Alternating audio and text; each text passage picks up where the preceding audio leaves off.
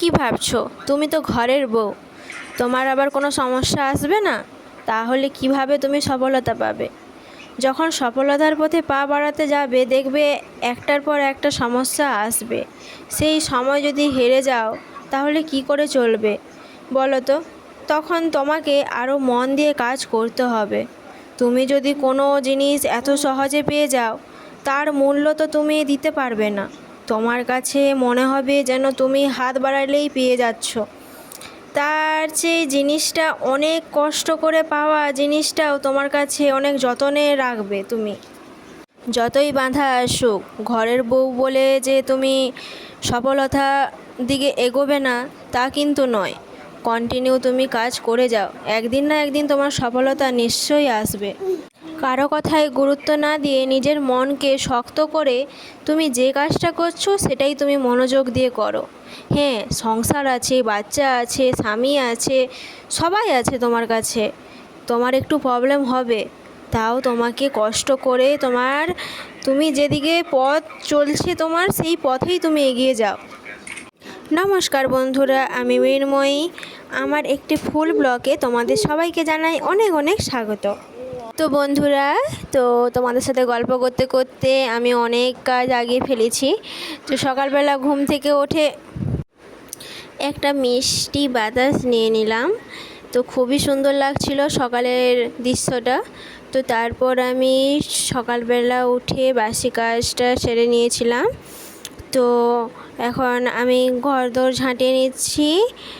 আর তো আমি হাঁড়ি পাল্টে পান্তা রেখেছি। তো তোমাদের দাদাভাই কাছ থেকে গেলে পান্তা খাবে, তো ওটাও দেখাবো তোমাদের, ঠিক আছে? তো চলো, বিছানাটাও গুছিয়ে ফেললাম তো পরিষ্কার করে। তো আমি স্নান করতে গেছিলাম, তো তোমাদের দাদাভাই দেখি চলে এসছে আমি স্নান করে আসার আগেই। তো তারপর আমি স্নান করে চলে এসেছি। তো স্নান করে চলে এলাম। তো এখন আমি ঠাকুরকে জল দেওয়াটা সেরে নেব। তো আমি তোমাদের একটা শর্ট ভিডিও বলেইছি যে এখন বর্ষাকাল, তো যেহেতু ফুলও যেরকম ফোটে না, আর আমাদের খামারে মানে আমাদের আগের দিকটা প্রচুর কাদো, তাই আমি ফুল তুলতে পারি না। তাই আমি কি বলবো, আমি আমি ঠাকুরকে ফুল দেই না। আমার যেরকম মন হয় আমি সেরকম সন্তুষ্ট মনে ঠাকুরকে জল আর চন্দন দিই পুজো দিই, ঠিক আছে? অনেকের অনেক কিছু মনে হতেই পারে যে আমি হয়তো ঠাকুরকে ভালোভাবে পুজো দিই না বা কিছু, সেরকম কিছুই ব্যাপার না। আমি ঠাকুরকে মন ভরে যেরকম পুজো দেবো, ঠাকুর সেরকম মন ভরে আমার পুজো নেবে। যে ঠাকুর আমাকে এটা বলেনি যে আমাকে ফুল দিয়ে একদম সাজিয়ে দাও, আমি আমি সন্তুষ্ট হয়ে যাব।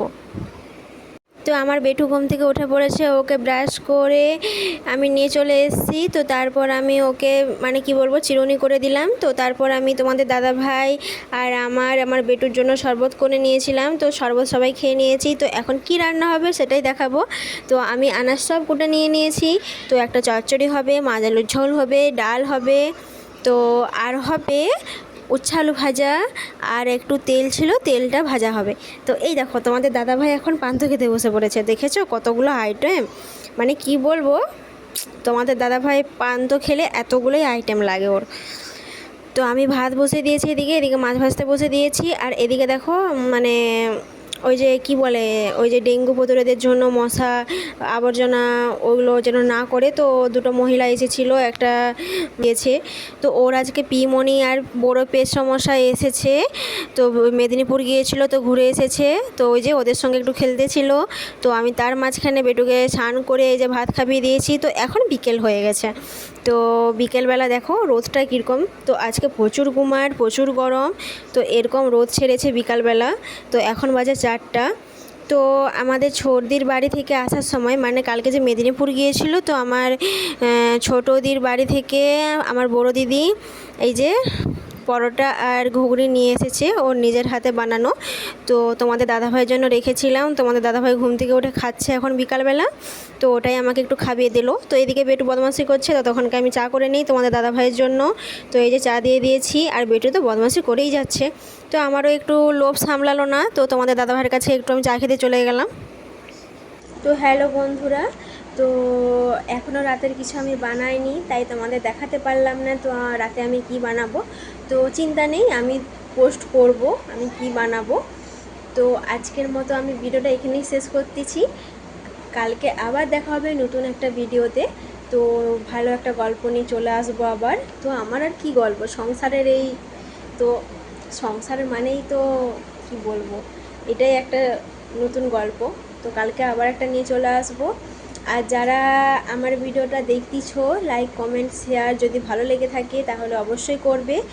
আর তোমার যারা এখনও আমাকে ফলো বা সাবস্ক্রাইব করনি, ইউটিউব থেকে যারা দেখতেছো তারা সাবস্ক্রাইব করে দেবে, আর যারা ফেসবুক থেকে দেখতেছো তারা ফলো করে দেবে, ঠিক আছে?